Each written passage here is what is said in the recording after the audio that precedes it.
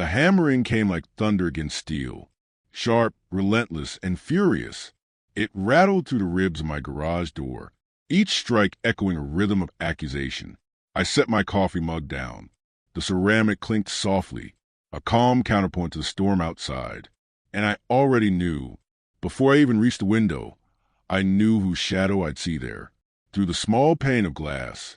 Patricia Dalton, Riverside Heights self-crowned queen, glared back at me, her face flushed red with rage.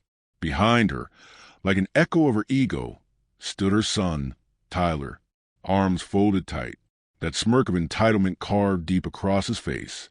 Her voice pierced the morning. "Open this door at once. I know you've got stolen property hidden inside. The police are already on their way." I almost laughed, not because it was funny, but because irony has its own kind of music. If only she knew. If only she understood who she was threatening. I reached for my badge. Its cool weight resting on the counter, like a quiet truth, clipped it to my belt, and instead of opening the garage, I walked calmly to the front door.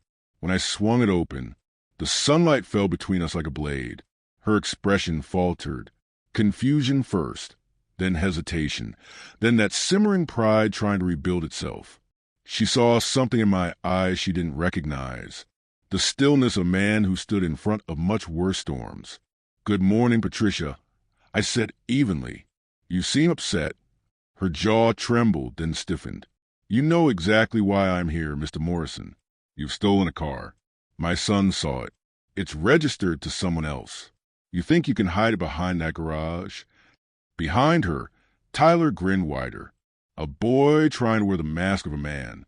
I leaned against the doorframe, the way you do when you're tired of small games. Before we discuss accusations, I said quietly, "Why don't we go back, 3 weeks ago, to the day I first moved here?" And just like that, in my mind, I was there again. Boxes stacked high, the smell of fresh paint and new beginnings, and the soft gleam of a car that meant more to me than any house or neighborhood rule ever could. 3 weeks earlier, the sun had been soft, forgiving, when I turned the key and stepped into my first real home. After 20 years of apartments, paper-thin walls, and borrowed space, I'd finally earned something solid. A small, honest house with a 2-car garage. Not grand, not loud, just enough room for peace, and one very special thing. Inside that garage slept a legend. A 1969 Ford Mustang Boss 429, painted in grabber blue. Not just a car, a promise. My father and I had built it together, one bolt, one heartbeat at a time, until the chrome could catch even the dullest morning light. He passed before we finished the paperwork. Cancer, quiet, cruel. So the registration still bore his name, as if the world refused to erase him completely. That car was the last thing we built together. It didn't just run on gasoline. It ran on memory, on grief, on love carved into metal. But not everyone saw it that way. For houses down lived Patricia Dalton, the queen of Riverside Heights. A woman whose smile was an order, whose words were law, whose sense of power came not from kindness, but control. The day I arrived, she came marching up my driveway, as if the pavement itself had been paved in her name. A binder clutched her chest, thick, pristine, embossed with HOA regulations. "Welcome to Riverside Heights," she said. "Here, we keep things orderly." Her bleached hair didn't move in the heat. Her tone didn't bend for courtesy. She pointed at my moving truck, said it had overstayed by 2 minutes. I smiled, told her I'd be a cooperative neighbor. I didn't tell her what I did for a living. I didn't tell her that the badge sitting in a box inside wasn't just a symbol, it was authority. Some things are better left quiet. Peace thrives in silence, after all.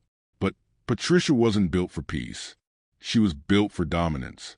The first week passed uneventfully, until her son arrived. Tyler, 17, all swagger, no humility. He walked right into my garage as if the world had no fences. "Nice car," he said, dragging his hand along the fender like it belonged to him. "V8. For 29 Cobra Jet," I replied, gently moving his hand away. "Just finish waxing that spot." He grinned. Sweet, you should let me drive it. I almost laughed. A teenager with a month's license, asking to take a 400 horsepower relic down a quiet street. Sorry, kid, I said. This car doesn't leave the garage unless I'm behind the wheel. His smirk faltered, replaced by entitlement's favorite cousin, indignation. My dad pays big HOA fees, he said. Basically makes us part owners of the street.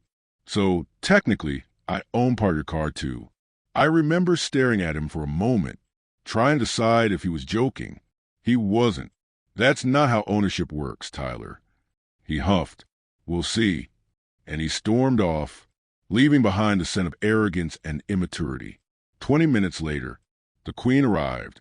Crisp white pants, a blazer pin with the HOA crest, heels stabbing at my porch with each step.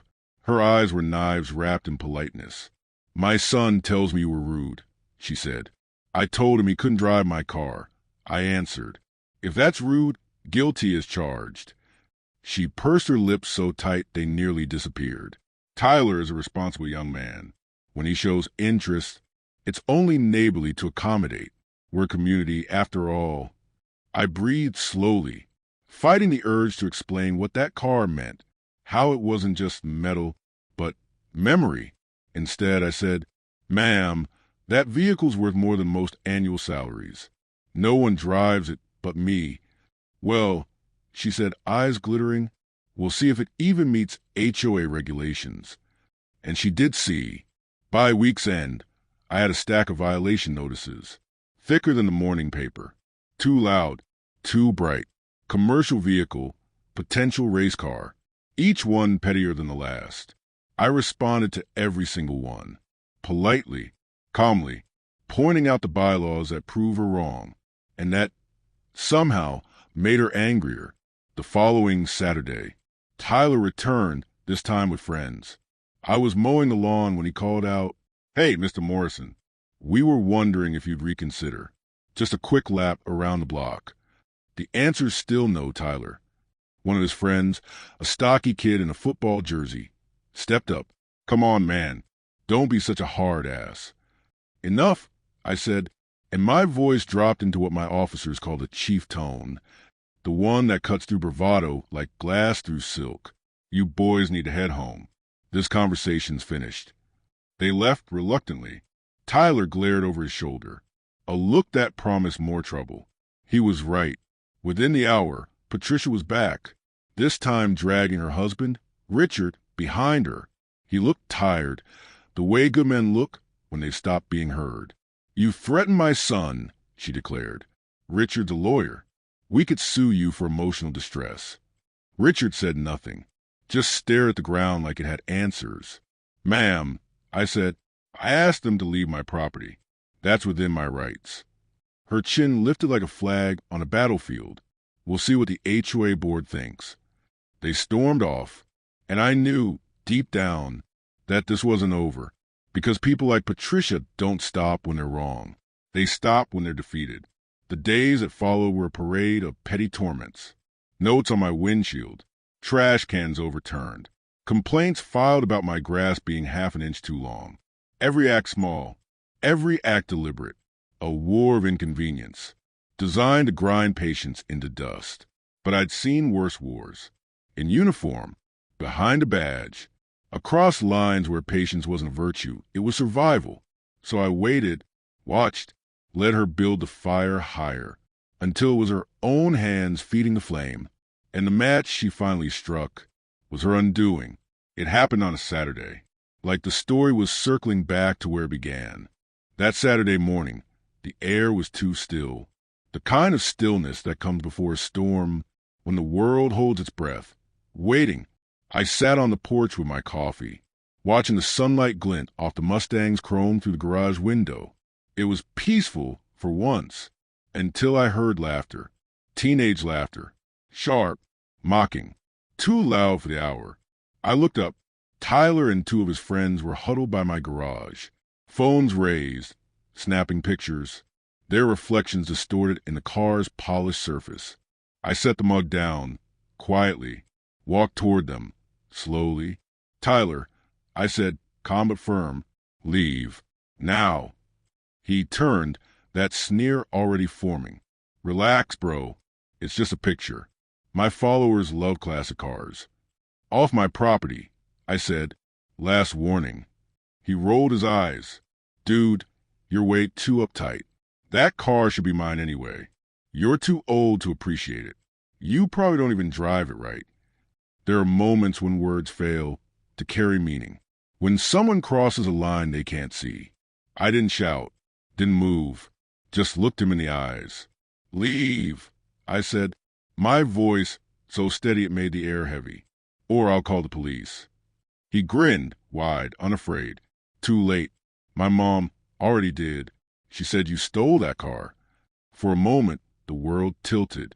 I felt something cold settle in my chest. Of course she did. Patricia must have checked the registration, saw my father's name still printed there. And to her, that was enough. Enough to twist truth into accusation. Tyler smirked, basking in the chaos he'd set free. Yeah, he said. Mom says they'll impound it. Then someone who deserves it can buy it at auction.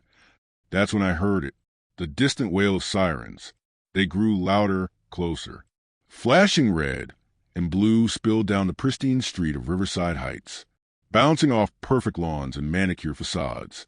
Patricia emerged from her house, victory painted across her face. She waved her phone like a trophy. There, she shouted as a patrol car stopped at my driveway. He's right there, the thief. 3 cars, for officers, but I knew all of them. Martinez, Davidson, Thompson, Patel, the new rookie, my people. When Martinez stepped out, his eyes widened. Recognition hit him like sunlight through fog. Chief, he said, voice uncertain. Morning, Martinez. I said quietly, beautiful day, isn't it? The silence that followed was thick enough to choke on. Patricia's expression faltered, confusion creeping in. Chief, she repeated. What do you mean, Chief? Davidson cleared his throat, straightening his uniform.